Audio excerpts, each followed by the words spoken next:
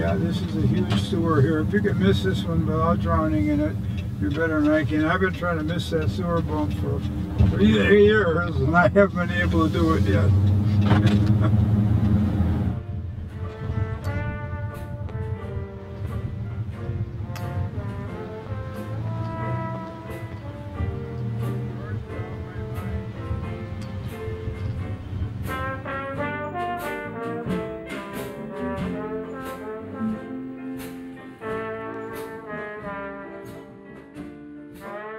Am I beautiful? You are beautiful. That'll be the first time, huh? My official name is James Joseph Abeler. I was only 17 when I graduated from high school. And the big thing was that although the war was already going on in Europe, I don't think we were involved with it as much until Pearl Harbor, which was December 7, 1942. And I am now a senior in high school in 1942, and so immediately we started to see this fishbowl selectivity of the military, and they're going to pull your name out of a fishbowl, and that's, if they did that, you go where they tell you. And I said, boy, I don't want to go live in a foxhole, and I don't like camping, I don't like sleeping on cots. And I said, I think I'd like to get into something. I'd like to get into the Navy. I think that would be more pleasant, to be on the ship, to be out at sea. I probably would have been drafted within the year. At least I thought so. And so I inquired with the Navy what I needed to do, and they said, well, you better take your physical first. I think they did. So I went over to Minneapolis, and I think it might have been at the present airport, but it was called Wool Chamberlain then, and that was a smaller airport. And I went in there and took my physical, with the eye test and all those things, and I passed that. So they said, now you got to take the written. And I remember very vividly what it was like taking the written. It was horrendous numbers of questions, and I believe most of them were multiple choice. And I was so distracted as I took my written, because we were sitting at Wool Chamberlain Airport, and right outside the window was a practice landing strip for Yellowbird biplanes.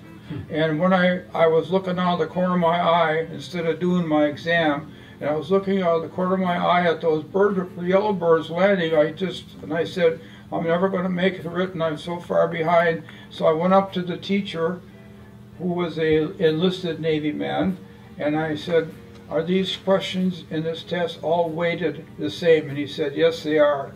And I said, okay. And I said, I'm not going to try to figure out how many bushels of this and that, and if two cars are going down different streets, so they're going to intersect, and all those difficult questions. I went through everything I could answer quickly, and I passed. I was almost flabbergasted at that. But I thought, I got to do this right, or I'm not going to do any. I'm going to end up in that foxhole yet, you know.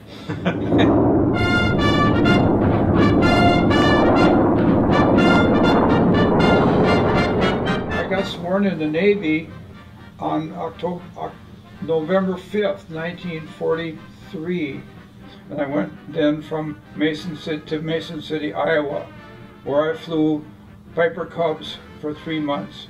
They were one-wing airplanes, and they had a 65 horse or four-cylinder little air-cooled engine, and they went probably 50 miles an hour, maybe 60.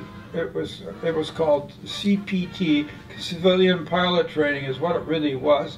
I remember we were in the 28th Battalion, and the name of the admiral or captain who was in charge of us guys, his name was Hanrahan. I can still remember that. And we would sing, Hanrahan, the Seahawk Man will all be back again. When the 28th goes out, the war will certainly end. And that was what we used to sing at when the 29th Battalion would come in. We'd call them boots, boots, boots. We were 2 weeks ahead of them.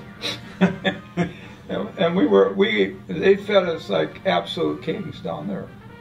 Yeah, we gained weight. I went in weighing 135 pounds, and it was Hutchinson, Iowa City, Iowa, was pretty much meatballs, we called it, and was pretty much going out on the tennis court at 5:30 in the morning and lying down in your back and holding your stiff legs off the ground 6 inches till he told you could set them down. And we thought that was the worst thing that could ever happen. We went right to Hutchinson, Kansas, I think, which was the next place.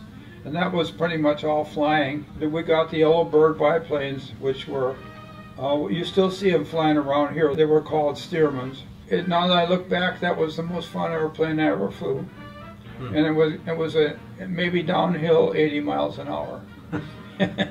It was a very interesting airport. Didn't have any runways. It had blacktop mats, and the blacktop mats were octagonal. So there would have been, the longest way across the runway would have been it would be, if you stayed lined up with this, you'd take off to the south, and you would stay over that part of the blacktop until you got to where they told you could turn. And then when you came back, the wind might have changed and you're going to land going crossways on the same patch. And so we didn't have any radios, no batteries. They hand cranked these guys to start them. And so when we would be out solo, they would send us to our assigned area, which was maybe 10 miles from the airport. And they would send out maybe 4 or 8 groups of solo guys and instructor guys at the same time, and we'd all take off at the same time, and we had so many minutes or hours before we're supposed to get back, and we were out 5 or 10 miles on this practice trip. And so we'd look at our watch, which was a Navy issue, and we looked at our Navy issue watch, and it said, well, Jim, you got 15 minutes to get back to the airport. You better start heading back because you have to get this airplane back for the next guys. So I'd start heading for the airport, and the reason we could tell what runway direction we're supposed to choose on these 8 courses that we could have chosen, to know which way to land because of what the wind had done, they had 2 flagpoles just for this, and they had great big red balls on them. And one flagpole had 4 balls, and the other flagpole had 4 balls. And depending on how they arranged those balls, it told you which direction you're supposed to land. And so if we came down and I start heading for the airport, and as I could see it better, I could start counting the balls. So I would start making mental notes which way I was going to go around the field so I could land into the wind without wrecking anybody else's approach. And I remember heading for the airport and looking around and saying, yeah, there's a couple guys coming back. And I looked around again, and there were 4 guys coming back. And I looked around a little later, and there were 12 guys coming back. And we're all roaring around to land on ball 8 or something. And so we all came in, and we landed next to each other on that pad. And it was really quite a... I'm a kid, 19 years old. Here I am. What business have I got up here? I got to get this sucker down, So that's kind of the way it went. So either flying, going to ground school, or doing push-ups. I'm now in Pensacola, and my next step would be to go into fighter training and to go into an airplane called the SNJ. Or it might be the same airplane is also called the AT-6, and it's also called the Harvard, and it's also the one you'll see in the movies that with meatballs painted on the side. They're supposed to be the enemy Zeros, and they use those in the old World War II movies. Their SNJs are all I can spot an SNJ just by the wing shape miles away, and they had retractable landing gear, and they had variable speed propellers. They had guns attached in front of the cockpit on that so they could do a little gunnery practice. I noticed 1 or 2 of the airplanes on the line had holes in the propeller. Or it was out, and they synchronized the bullet getting through the propeller without hitting it. And apparently something went wrong that day. They had to rebalance the whole thing, Yeah. So then we went and we were honored at this graduation ceremony, and we got our commission, and we got wings, and we got our little thing to put on our collar, which would have been a gold bar for being an ensign. And so now we are told that we're going to travel to an air base called Green Cove Springs, and there waits the Corsair, waiting for us. And it was an early model of the Corsair, which was more dangerous than the later models. They gave us the dangerous one first. Then they put us in the cockpit, and they blindfolded us and said, point to the flaps, point to where your air gauge, point to where your oil pressure is, tell us point to the gauge blindfolded where the oil temperature is, show me where the flaps are. And we had to do this. I could show you pictures of it, and I couldn't do it even with my eyes open today. Show us the landing gear, all this stuff. And so we did that, and we're all ready to fly this Corsair, which is a frightening looking beast anyway. And the day that I went out, and the way they started those airplanes, they had a huge shotgun shell that they put in a chamber underneath the airplane, and when that fired off, it turned the engine over, and you're supposed to start it on that fire. Well, sometimes it took 4 shells of separate things to get the crazy thing going. It was an 18-cylinder 2,000 horsepower airplane. We have graduated from 500 to 2,000, and now we don't get an instructor. There's no place in there for an instructor to sit, so they stuck us in this horrible beast solo. And so we're ready, sitting out in the runway, ready to taxi out for our first flight, and the weather changed, and they called all the Corsairs in that were up, and this guy came in, this guy that had 80 hours in the Corsair, and he landed, and he flew it into a concrete blockhouse and killed himself. And that was what happened while I was waiting for my first flight, and they secured the field because the weather was bad, and we didn't do it. Then I think we went back 2 days later and did it. And we took off in that thing, and I'll tell you, I said, well, takeoffs are easy.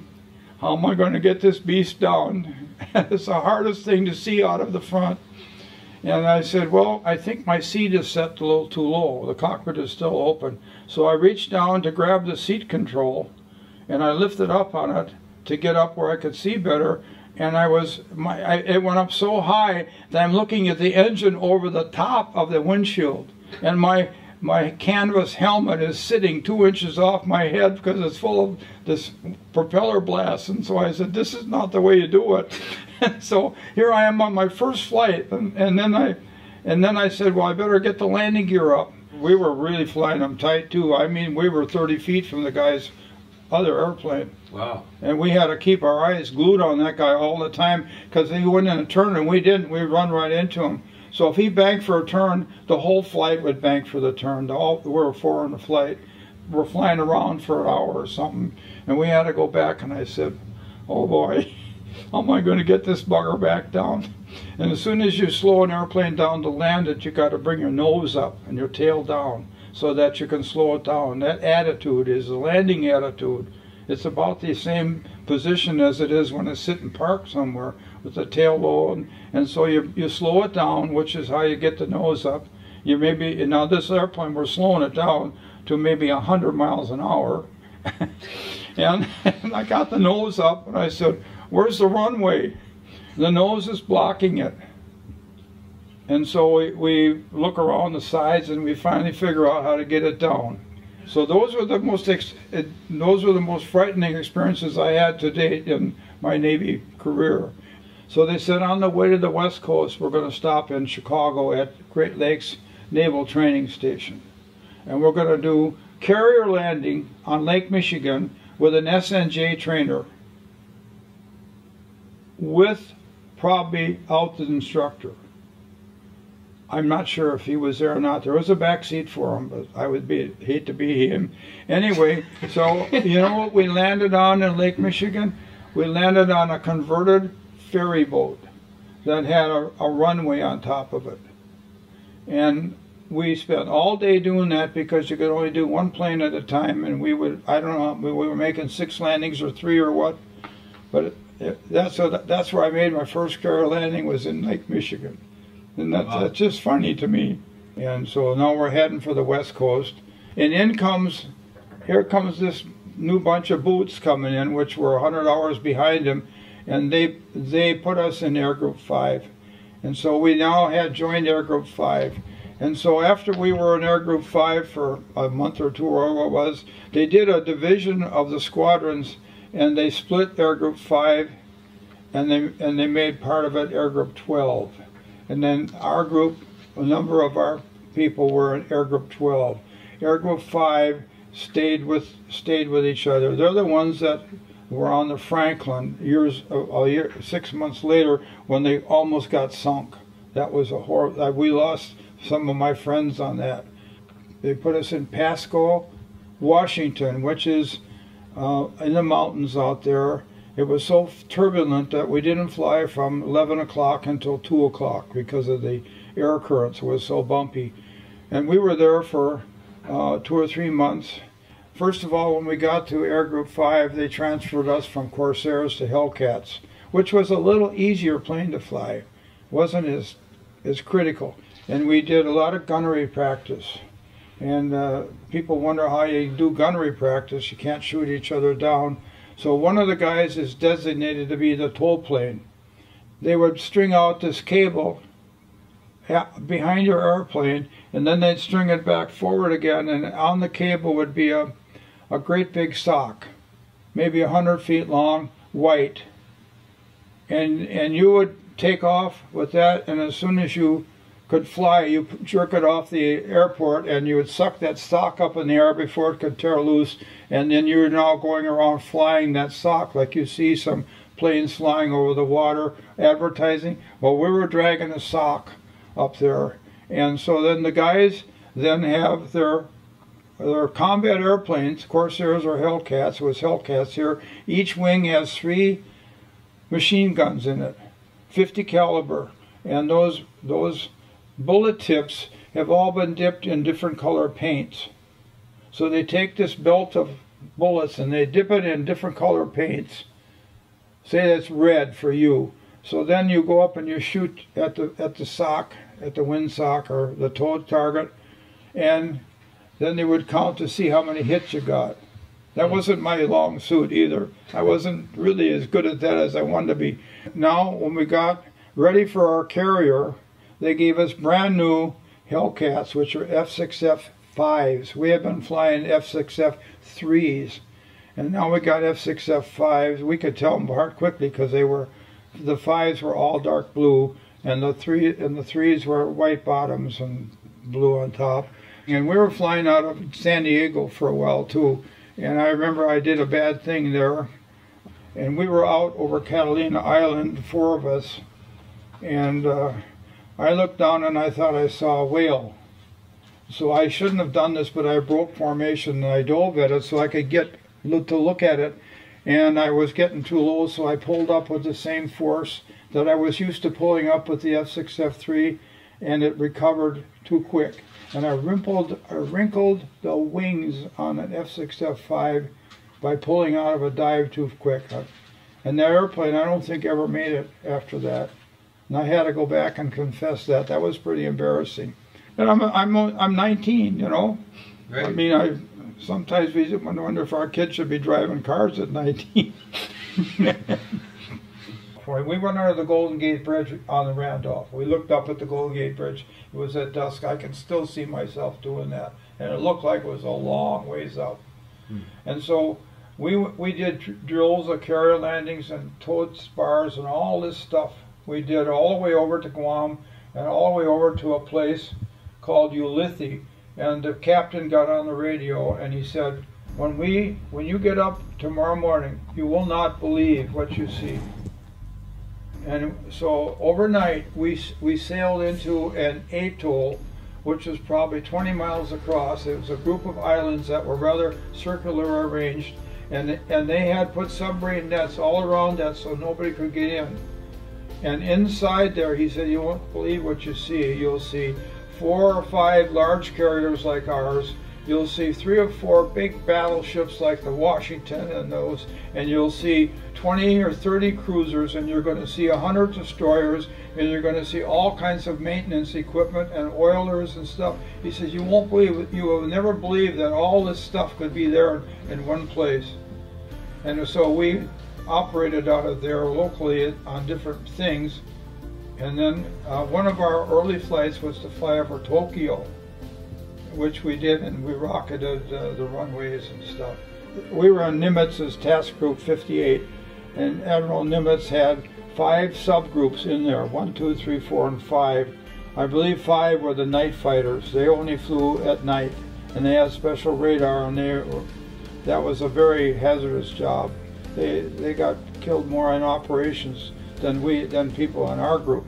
And we were coming back from Okinawa or Iwo Jima, and we were able to see on the horizon a carrier in our subgroup was smoking.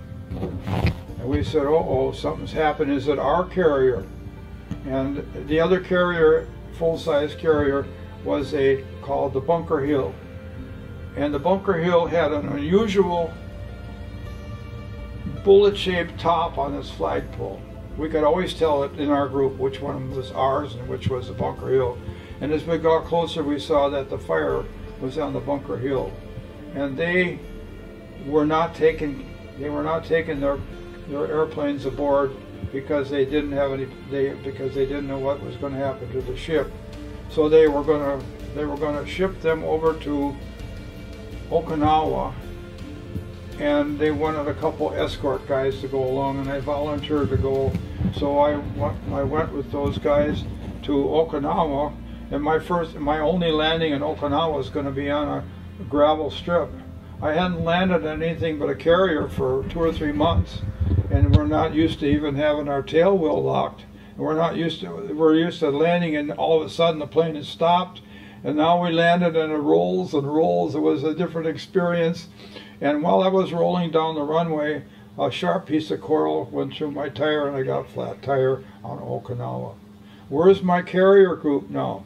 They're heading north out of where I left them. They're going up toward Japan. I don't think they're going to Japan, but they're going someplace north, and they have a little thing they call point option, and as the air group moves, it zigzags, and the average direction and the average distance of how far it travels, that distance and direction is how far it is from where they were to where they are, and that is not an accurate distance of what they travel because they zigzag, but that's called point option. And so I didn't know where point option would be when we went back. So now we finally got a spare wheel for me, and I got my Hellcat going, and the 2 of us flew back, and we were out over the ocean, just the 2 of us, nobody else in sight, no boats, no nothing.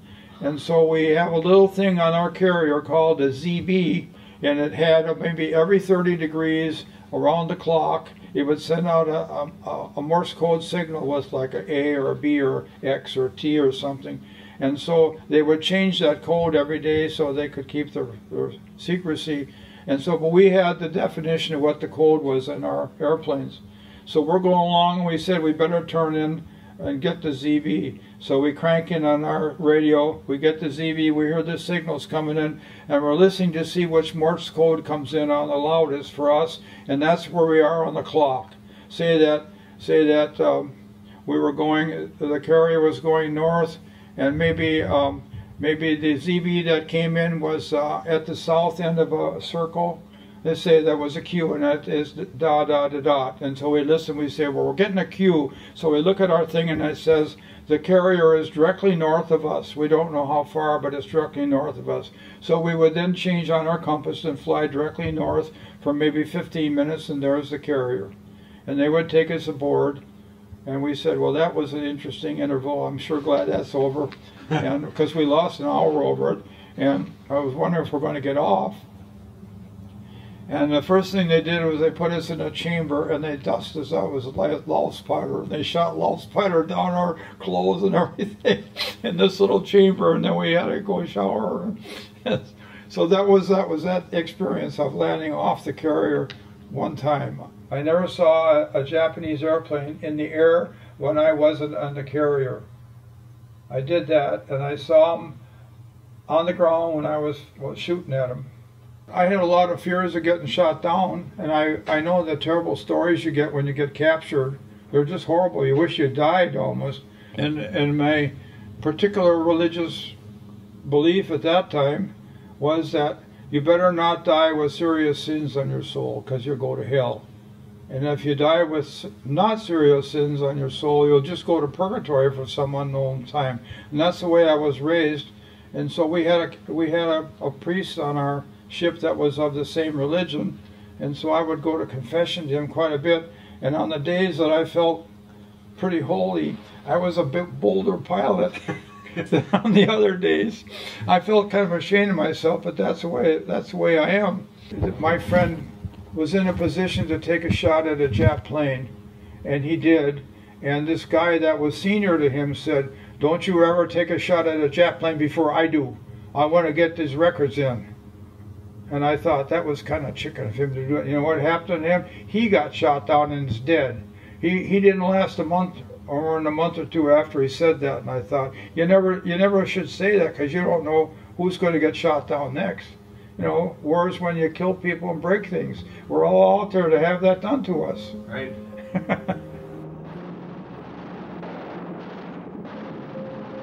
And so there was customary at night to have a movie, which was down the hangar deck, which is down the one deck down below the flight deck.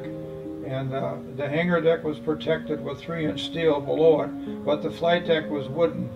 And so we had come out of the movie, and all of a sudden the ship went to general quarters, and they should have gone earlier, but a Japanese bomber flew into the back of our ship right onto the deck, and that's called a kamikaze. His bomb went off on the hangar deck, and it destroyed a bunch of airplanes, killed a bunch of people, and we had to go into a month's maintenance over on the islands to repair that.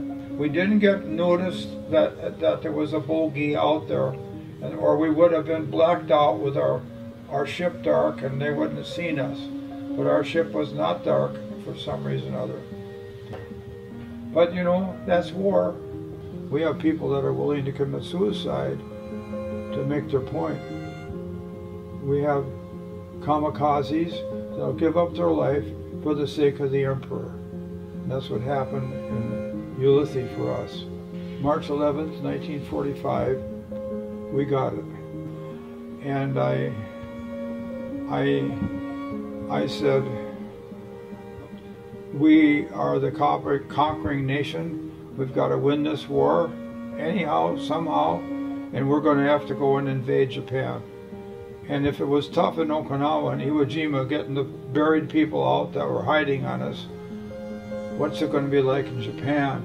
The final place that there's no place else to go hide after that. And I said, it's going to be miserable. It's going to be a real blood cost for our country to go into Japan and prevail over the Japanese on their homeland. I mean, we're going to see stuff we never saw before. I deem this reply a full acceptance of the Potsdam Declaration, which specifies the unconditional surrender of Japan. Our cities, our factories, and our farms are today undamaged and protected. We can now concentrate our thoughts and our energies on the building of a prosperous and secure peacetime America. I was home on leave, and I was with my parents, and I was not a wild party person, and the war ending in the Twin Cities, they went wild, and somebody shot a gun off and somebody got killed with it, but they were crowds of celebrators, and they were out of control, you know. So I remember that, and then we were now forcing Japan into peace. And looking back, not having gotten shot down and not having had those bad experiences, my total look at my experience in the Navy was positive. And those are the, believe it or not, the good old days. But at the time, they were scary, you know. Yeah. They said that I was one of the only guys that was cheery at 4:30 in the morning. I don't know if that was true, but I see I got that name. I would have felt better if I would have shot down 5 Japs. I would have felt like I was really a good person for the country over there. But all kinds of people didn't shoot down Jap airplanes when they were up either. And so we were part of the mass that was used to count noses, to use to scare the Japs. Some of the most satisfying and happiest days of my life were when I was able to have the responsibility they gave me to take a very, very expensive airplane and fly it somewhere by myself and bring it back again. And thanks for being a part of the greatest generation. Where do you get that from?